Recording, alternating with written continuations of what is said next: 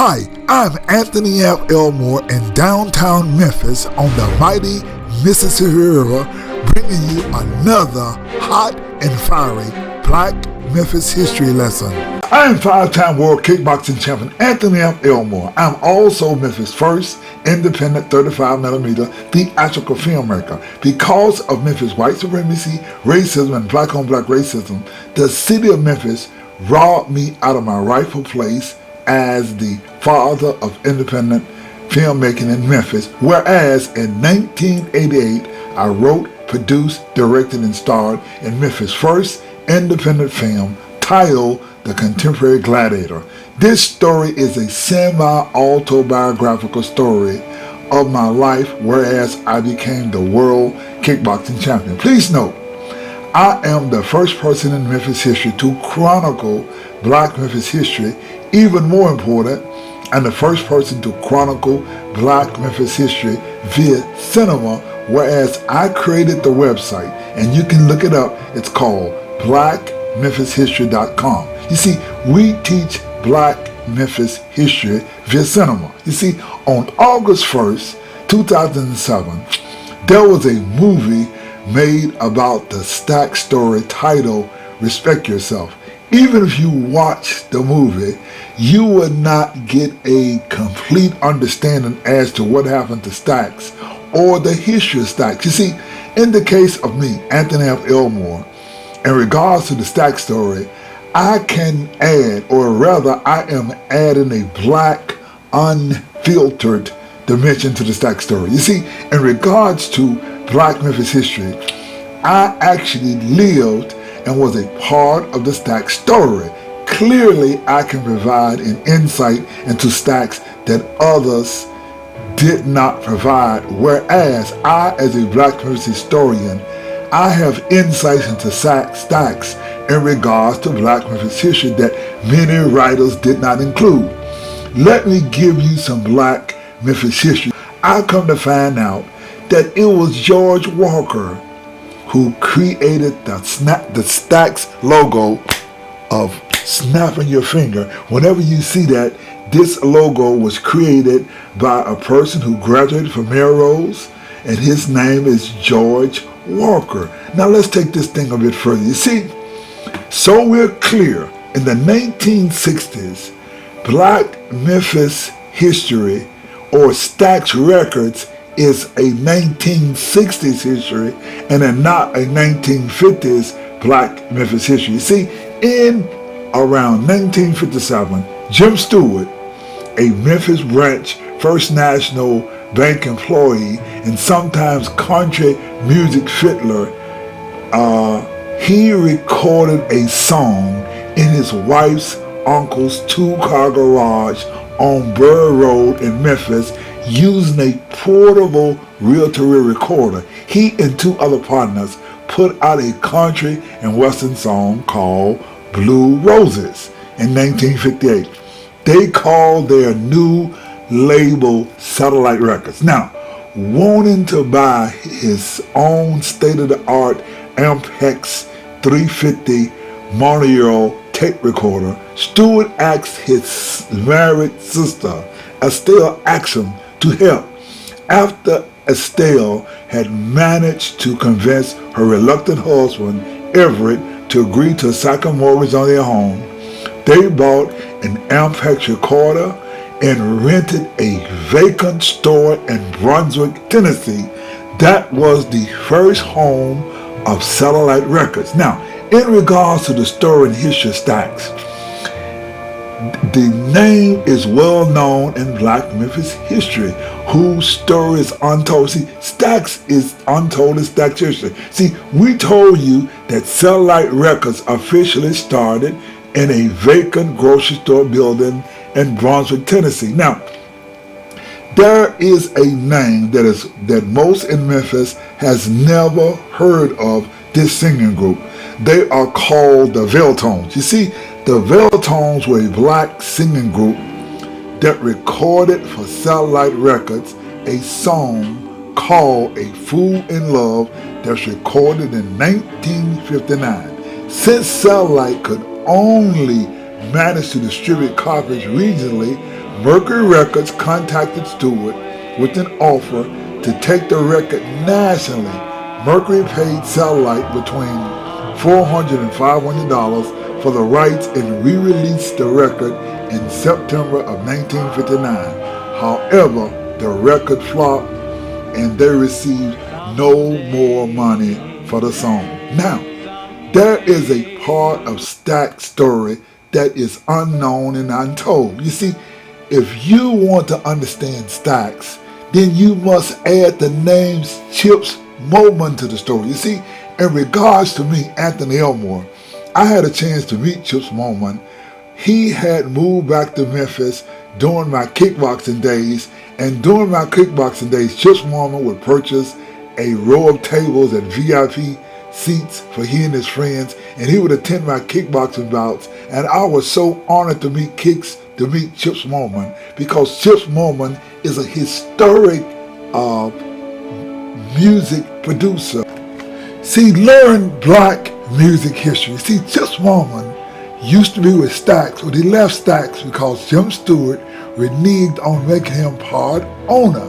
Chips Moman went on to start the historic American Sound Studios on Thomas Street. You know, stars like Elvis Presley, B.J. Thomas, Wilson Pickett, Aretha Franklin, Neil Diamond, the Box Tops, and many others recorded at American Sound Studios. They were open from 1964 to 1972. There is no way a white man would just open a recording studio called StAX in a black community. Of course, at the time when they started StAX, it wasn't just a black community at the time, but it was a white community where whites were moving out. You see, guitarist Chips Moman got to know Jim Stewart via gigs in the Memphis nightclub scene and started bringing a few acts to Satellite out at the Brunswick studio. Now, as well as playing guitar and often producing and engineering the resulting tracks. However, all the parties soon realized that if they want to attract new talent and attention, they would have to move to Memphis. And whereas in 1960, it was Chips Moman who found for them, and whereas they closed the deal on the old closed Capitol Movie Theater building at 926 East McLemore. You see, Moman was the moving force in the early days at the McLemore studio. See, often engineering and producing the recordings which now appeared on the new StAX label, because Jim Stewart had retained his employment at the bank and could not only not attend the studio, he could only come to the studio in the evenings. However, as the success of the label blossomed, Jim finally gave up his day job, and it was then that he more often took personal control of the StAX board, more regularly engineering and producing many of the early 60s StAX recordings. Now, let me mention Miss Estelle Axum, who was the co-partner of StAX. She was a school teacher. Estelle Axum gained a major windfall opportunity in Memphis. You see, when they acquired the Capitol Movie Studio, she opened Satellite Records. I remember my parents every week would purchase records at Satellite Records. They would get into drinking and go and buy new records and partying, but Satellite Records was the place to go. Satellite Records did one hell of a business in Memphis because we black people had a place to go and buy our records. See, let me take you back into black Memphis history. You see, the Welltones came to Satellite Records in Brunswick, Tennessee in 1959, thanks to Chips Moman. Now let's get into black Memphis history. You see, in one of our early videos, we told you that the impact of WDIA radio station on shaping the culture in Memphis, Tennessee. We told you also that Satellite Recording produced the Welltones, a song, A Fool in Love, in 1959. You see, Jim Stewart, in promoting the record, met WDIA disc jockey Rufus Thomas while promoting the song A Fool in Love. You see, in the summer of 1960, Rufus Thomas and then his 17-year-old daughter, Carla Thomas, were the first artists recorded at the new studio.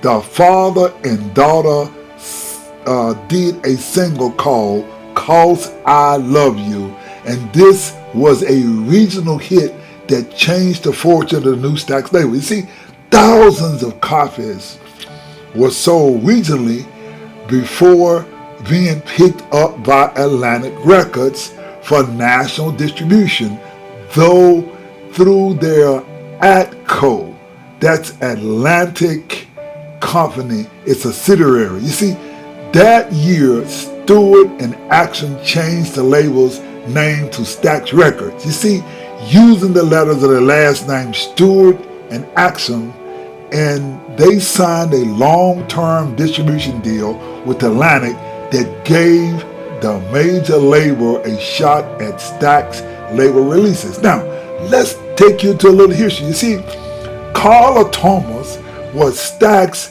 first star. Let's get back to Lincoln Wayne Chips Moman. See, Chips Moman produced Carla Thomas's great hit that she wrote called Gee Whiz, 'Cause I Love You. You see, it thus paved the way for Carla Thomas' most greatest single hit, Gee Whiz, Look in His Eyes, reaching number 10 on the pop charts and number 5 on the R&B charts, while she continued to have success on the R&B charts through the 1960s. Now, in regards to rivalries, it was Hamilton High School, ladies and gentlemen, that produced StAX's first star.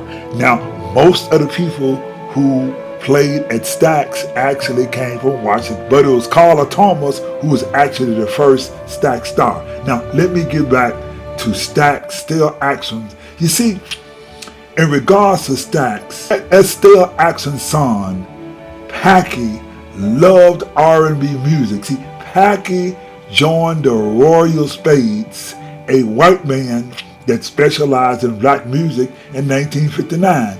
Now, the guitarist and band leader was Steve Crawford. See, Packy, Steve, and their bandmates eagerly helped with the renovation of efforts at the new StAX located at 926 East McLemore Avenue in 1960. You see, the building was the former Capitol Theater, and that Mormon had spotted in a rapidly changing area of Memphis. The neighborhood was in transition at the time, and Booker T. Jones recalled it was still a sort of white neighborhood at first, but it was changing as the white families were moving out. Let me provide you with a bit of Black Memphis history, whereas history tells a different story. When I look at the movie Respect Yourself and stories about StAX, there is a lot of emphasis on the fact that the people at StAX did not see color. And I also noticed in the StAX movie Respect Yourself that the original intent of Satellite Records was to record country songs. I do not believe that. In fact, I explained to you in my videos about WDIA Radio, whereas WDIA Radio caused a cultural revolution in Memphis, whereas they had 50,000 watts, whereas they could reach 10% of Black America. Now, this story is unknown and untold to most black people when I think of Sun Recording Studios in Memphis. See, we think of 19-year-old Elvis Presley, who recorded at Sun Recording Studios in Memphis in 1954. You see, Sun Recording Studios opened at 706 Union Avenue, January 3rd, 1950. It was originally called Memphis Recording Service, sharing a building with Sun Records. You see, in March of 1951, the song Rocket 88 was recorded at Sun Recording Studios by Ike Turner and Jackie Brimston. Now, look at this poster. Sam Phillips gave the song to Chess Records to release, whereas you see on April 7th and 8th at 1951 at the W.C. Handy Theater in Orange Mound, this song became a top record and called today America's first rock and roll record about the Oldsmobile Rocket 88. The song was recorded at Sun and distributed by Chess Records in Chicago. Now, let me take you to 1952, whereas a 16-year-old Melrose student by the name of Johnny London walked from Orange Mound to Sun Records at 706 Union to make some demos, and Sam Phillips was so impressed by this young man that he decided to record him for Sun Records. Now listen very carefully. The first song recorded by Sun Studios was that of 16-year-old African American Johnny London, who was a student at Melrose High School, and he recorded the song called Driving Slow, and that song reached #1 on some charts. Now, see, I hear the story of how StAX and Jim Stewart did not see color. We told you that StAX opened Satellite Records, where you could hear records outside and you could come in and listen to songs. She did not start this practice. I want you to look at A Swab's, the oldest store on Beale Street in Memphis. It was established as far back as 1876.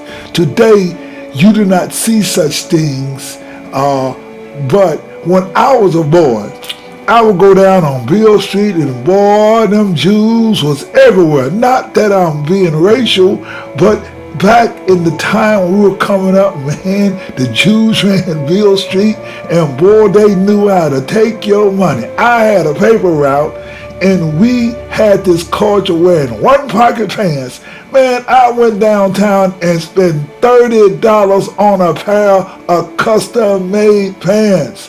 I was this singer who was shopping at Lasky Brothers, getting clothes, and we blacks spend so much money on Beale Street, and boy, when you come down there, boy, they were waiting on you, and they knew how to get that money from black folks. You see, there are a few pictures I want you to see.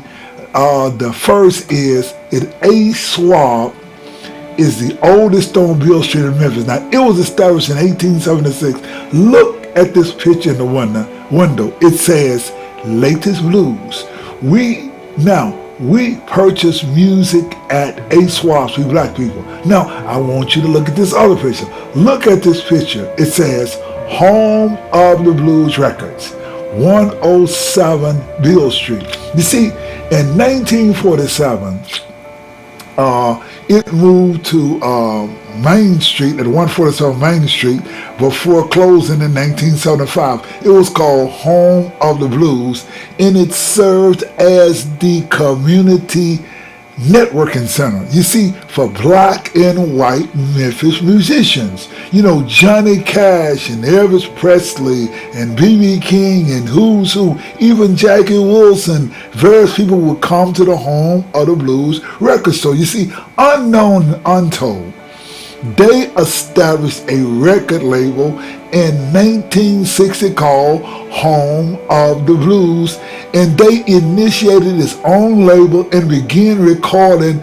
mostly blues and R&B musicians at Royal Studios at 1320 South Lauderdale, where it exists today. You see, and also at Sam Phillips Recording. You see, Echo and Fernwood Studios. You see, Willie Mitchell served as the producer for these early sessions for Home of the Blues and was historically the most prominent artist to record at Home of the Blues before he went to High Records in 1961. You see, at the time, the Fire Royales were the biggest name. Other artists, Roy Brown, Prince Gabe, Fred Ford, were credited with 20 compositions on the Home of the Blues label. Now, the label had distribution deals with VJ and ABC Paramount to better promote the music, but the reach was mostly local and regional. Now, however, the draw was global, and they had stars such as Marilyn Monroe, Jackie Wilson, Pat Boone passing through at different times. Johnny Cash was a regular customer when he was recording that song, and in 1957, Heartbreak country song Home of the Blues was titled thusly as a tribute to the record store. You see, Cash also made a tribute to Home of the Blues during his Rock and Roll Hall of Fame acceptance. You see, in regards to a record store, Popular Tunes, and which was called also nicknamed Pop Tunes, in 1946 they opened up, calling itself the original record store. You see, Popular Tunes lived up to its billing. You see, founder Joe Krugy and John Navarez opened the store in 1946, selling records wholesale. They sold records retail, and they were the ones who owned the jukebox trade. You see, demo records lined the shelves with turntables at the end of each row, allowing customers to hear records before they decide to buy. You see, the store's success led to the founding, ladies and gentlemen, of High Records in 1957, headquarters next door to High's. Next door was High's headquarters, right next to the store Pop Tunes on Popular Tunes on Popular Avenue. You see, which their most famous group to start was the Bill Black Combo, and later on Willie Mitchell and Al Green recorded High Records. Now, High Records was started or was financed by who? Popular Tunes, who sold the records. That's how High Records got started. It got started by Popular Tunes because the owner of Popular Tunes had the money, they knew the business, and they got into the record business. Now, what we know at StAX Records started in 1960 when Mrs. Estelle Axel opened the Satellite Music Store. Now, she actually copied from other stores who had also started record labels. Pop Tunes were wholesalers who serviced jukeboxes and sold records to others who sold records. I do not care what the experts tell you. When you look at this image of StAX and you see Satellite Records there, that is not what I remember. I grew up going where my family, my parents grew up going and shopping at Satellite Records. Satellite Records was always across the street on the south side of the street. Now, it may have started off at this particular location, but when we grew up, Satellite Records was on the south side of the street and not the way it's portrayed.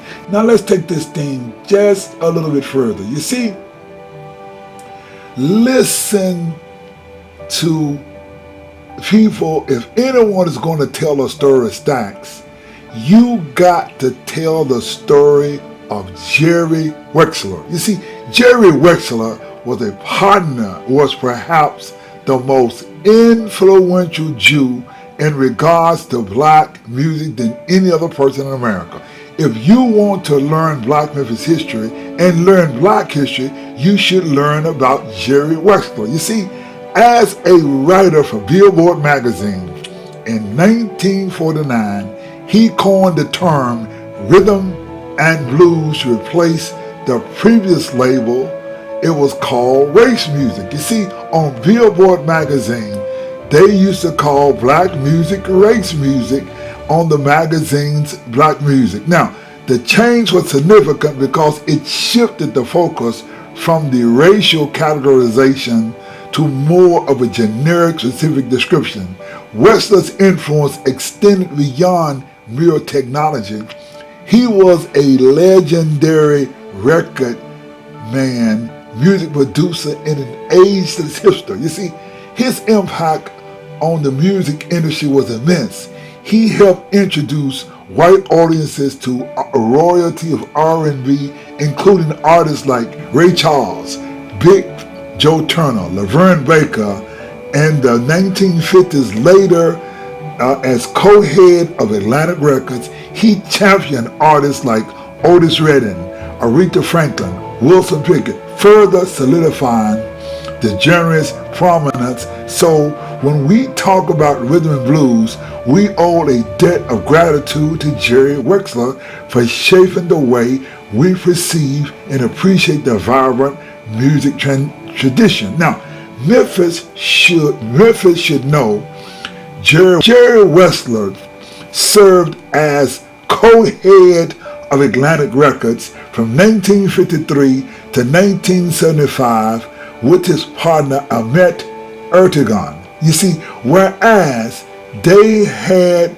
this little country white folk producing black music, and the company was called Satellite Records, and whereas in 1961 they changed the name to StAX Records. You see, Jim Stewart signed a national distribution deal with Atlantic Records. Now, the agreement allowed Atlantic to distribute StAX music more widely. It was not learned until after the death of Otis Redding that shockingly it was discovered that the contract signed by Jim Stewart gave Atlantic Records ownership of the entire StAX catalog, the StAX Votes recording. Just think, there was StAX, and there was a sister company, Vote Records. From the time StAX started, from Rufus and Carla Thomas, Booker T and the MGs, the Barcades, Otis Redding, Sam and Dave, and all the music that's owned and recorded at StAX, Jim Stewart did not look at the contract because he did things on a handshake and he did it with trust. And Jerry Wexler put in the contract that all of the records were owned by Atlantic Records. And when Atlantic Records sold to Warner, Atlantic Records became wholly owned subsidiary of Warner Brothers, Seven Arts, and now part of the Warner Music Group. We're talking about Time Warner because they didn't own anything. Can you imagine the heartbreak that of all the work and all the years of StAX, they got screwed out of everything. Now, let's get back to 1960 at the start of StAX. Now, we told you Rufus and Carla Thomas recorded the song "Cause I Love You." You see, now this what happened. They needed a baritone sax player, and there was a 16-year-old Washington High School student named Booker T. Jones. This is how Booker T. Jones tells the story. He says, "Well, I was in the 11th grade, and my friend David Porter knew that Rufus Thomas and his daughter Carla were recording one day, and I guess they had requested a baritone sax part of a song. And David thought of me. David drove over to the high school and came up with some type of hall pass and got me out of class, and somebody came up with the band director's car keys and the instrument room. So we went down to get the baritone sax out of the instrument room, and we borrowed the car of the band director, and over to the StAX we went. And through the door, there I was. I actually had a paper route. That was my job in the afternoon. I convinced them to try me out on the piano and eventually the organ. And eventually I played on the organ on the William Bell song that they like, the part, "You don't miss your water until your well run dry." and on one of these sessions. So after I played that part, I had a job at StAX. Here I am in 11th grade. Now, it was unreal. I would rush to get out of school, get my paper stone, and get over to StAX. That was my thrill every day, to get and go there and play music until 10, 11 o'clock every night. Well, yeah, the band needed a name. And when we recorded Green Onions, Al Jackson, the drummer, he said, what we call it? And he said, well, Booker T and the what? And they just came up with the MG. You see, there was this guy who was the engineer on the song. Chips Moorman was driving a little British Leyland sports car. It was called MG. And I don't know if you ever seen those. He had to park outside, and he used to do tricks with it and everything in the snow, And so he looked out of the window, and the name was Booker T and the MGs, and everybody started laughing.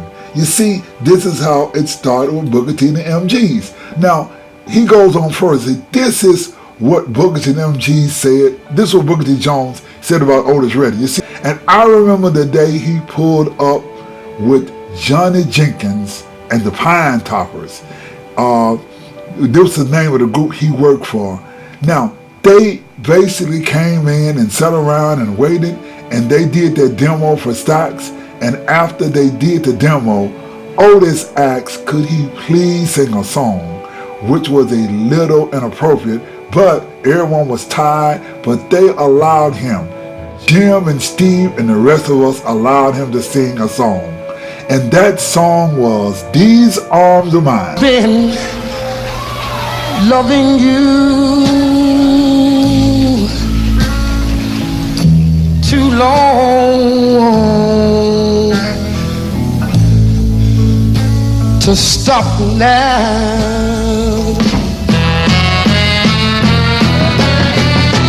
You were down and you want to be free. My love is growing stronger as you become a habit to me. I've been loving you too long, and I don't want to stop now. So everyone was so moved by that. At that moment, he became Otis Redding. The company had acquired Albert King, and I was assigned to him to be his producer, and so we needed music for him. At that time, my partner was William Bell. My writing partner wrote the words, and I wrote the music in my den one night. That was one of the greatest moments in the studio as far as being thrilled with the piece of music. I was very, very happy the way it turned out. See, the feeling, the real blues, done by real people. It was Albert King from East St. Louis, the left-handed guitar player who was just such the kind of so electric, so intense, so serious about his music, involved with the lyrics and with the song. He just lost himself in the music.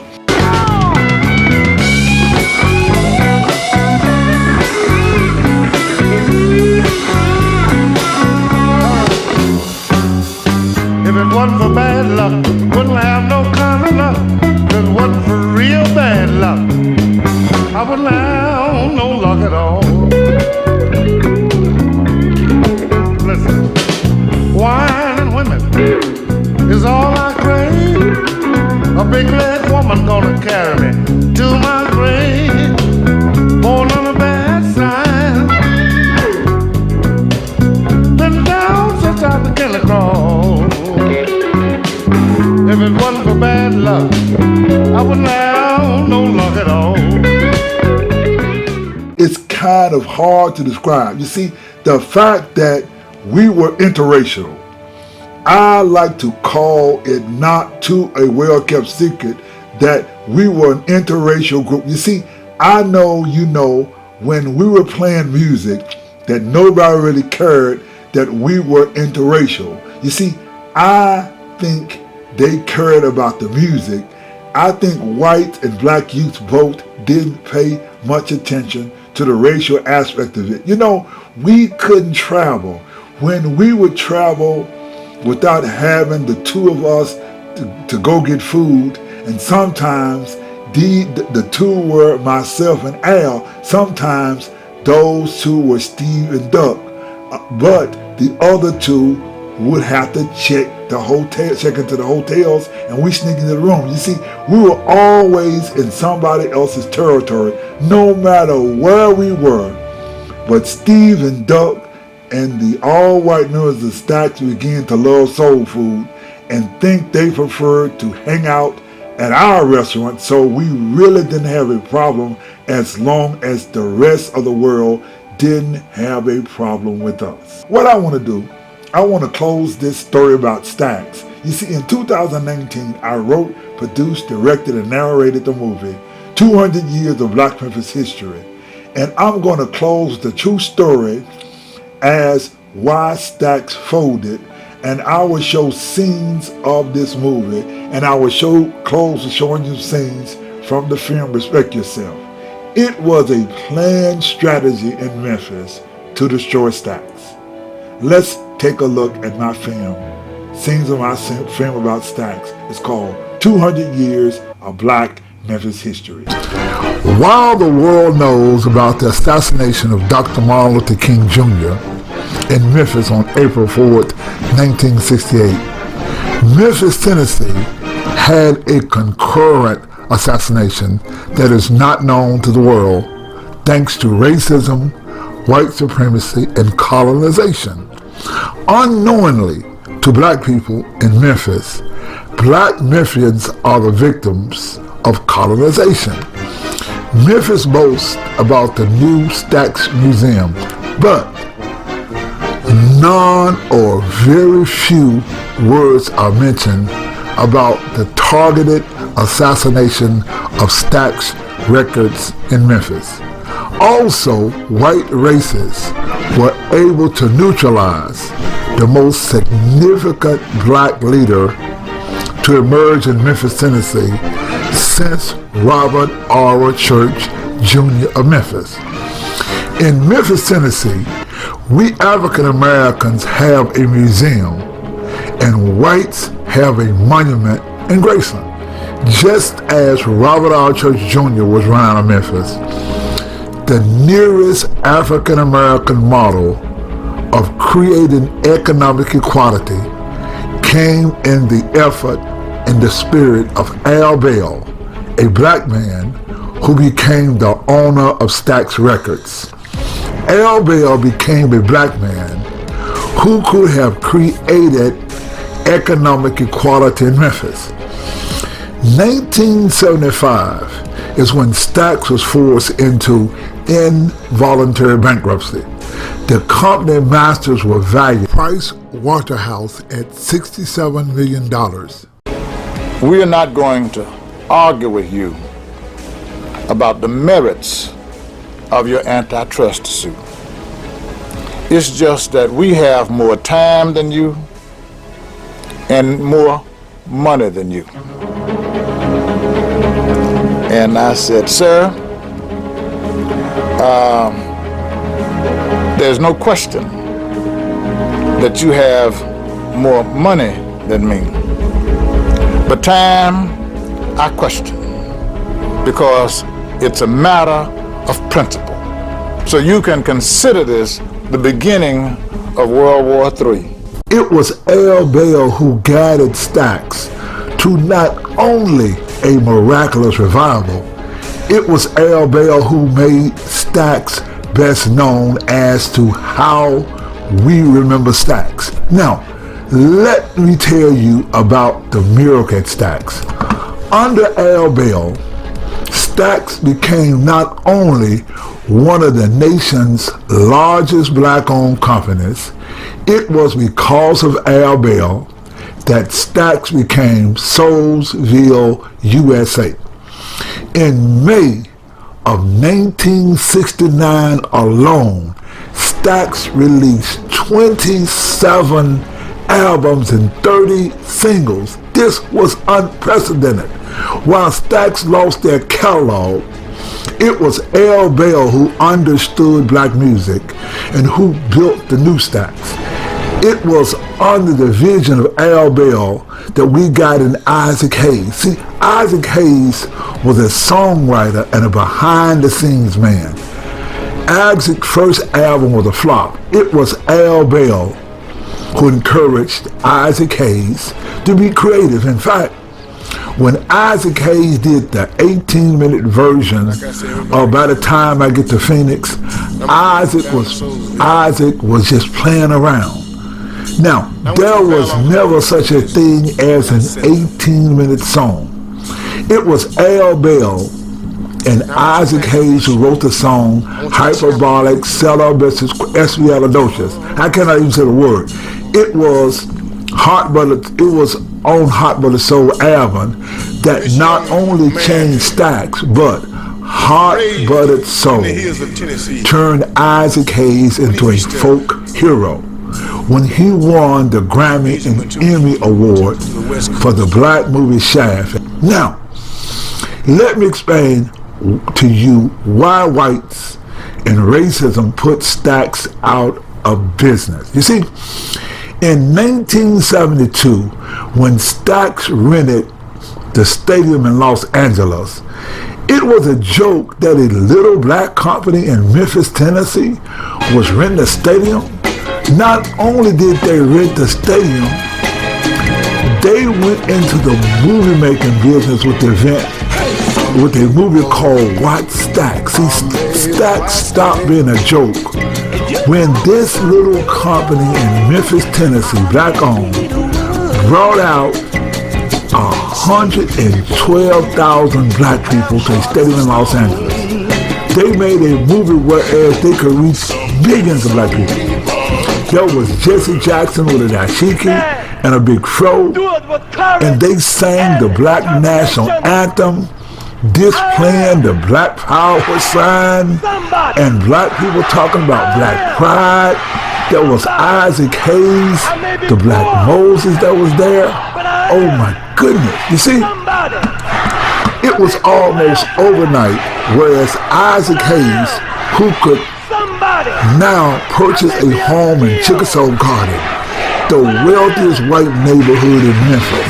Now, please pardon my language, but them white folk got together and they said, we got to stop these niggas.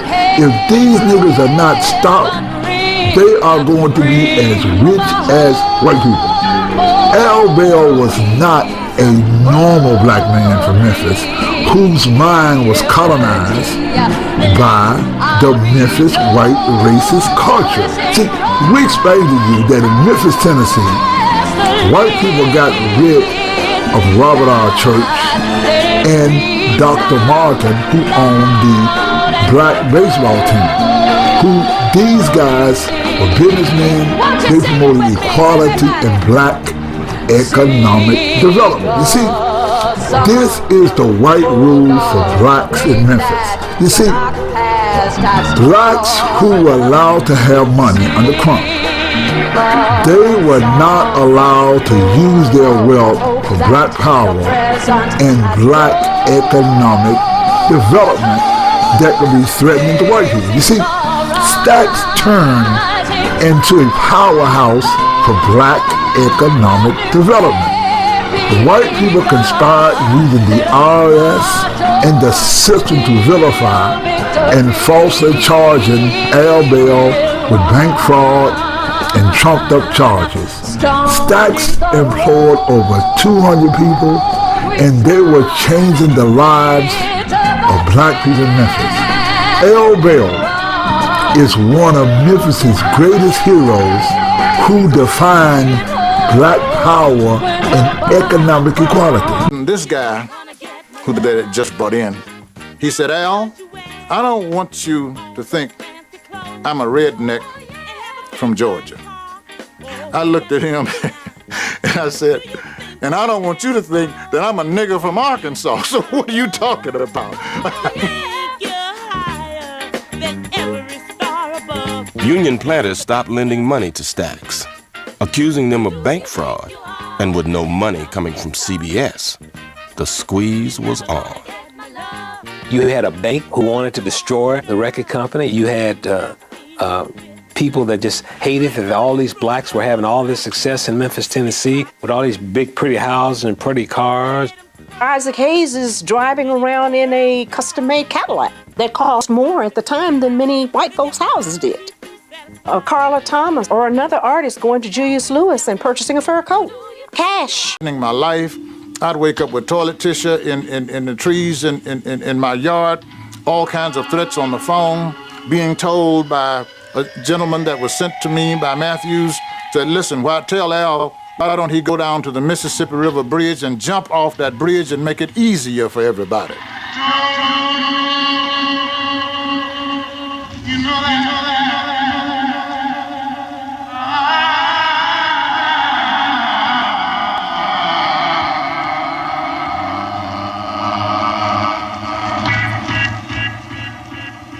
They started taking the actions that would put us out of business. Very easily conclude, I suppose, at this point that the future for StAX would look dim. But that is not the case. We know the facts. We have not given up, and we will pursue legally whatever is necessary in order to restore StAX and bring it from a corporate point of view back into the possession of its rightful owners.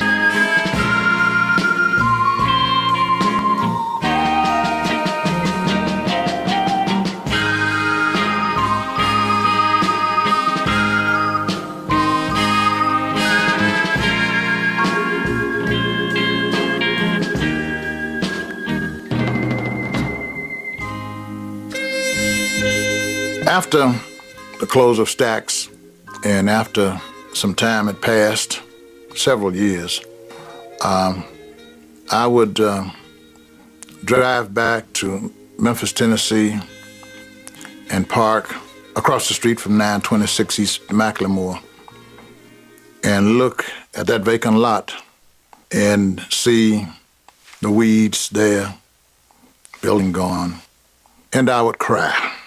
I would cry, and the tears would run profusely. All that we had worked for and lived for, there was not even a symbol of that in place. It's like someone had tried to wipe all of that off the face of the earth. Of course, Al Bell is correct that someone was trying to wipe off everything that he did off the face of the earth. You see, Black people's history proves this to be true. See, Memphis is the most populated black city of black people in America, whereas no one has chronicled Black Memphis history. I, Anthony M. Elmore, was the first to do so.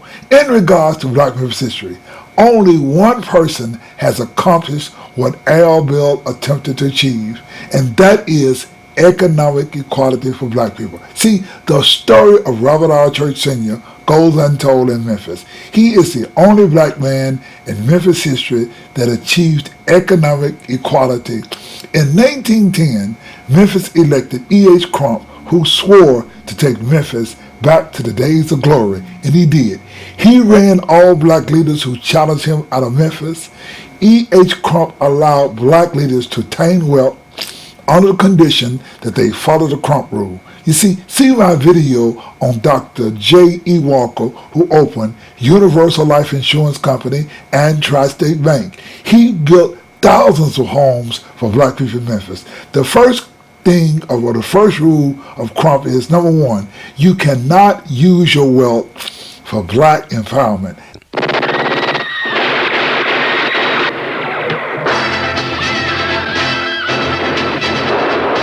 Shaft. Hotter than Bond, cooler than Bullet. Somebody got the bright idea of producing a black film with a black director, a black leading actor, and a black composer. They wanted me to do the music. L. Bell took StAX money and empowered black people. Second, the Crump rule is that you do not create businesses that conflict with white businesses. See, Al Bell entered the movie industry. The Black National Anthem.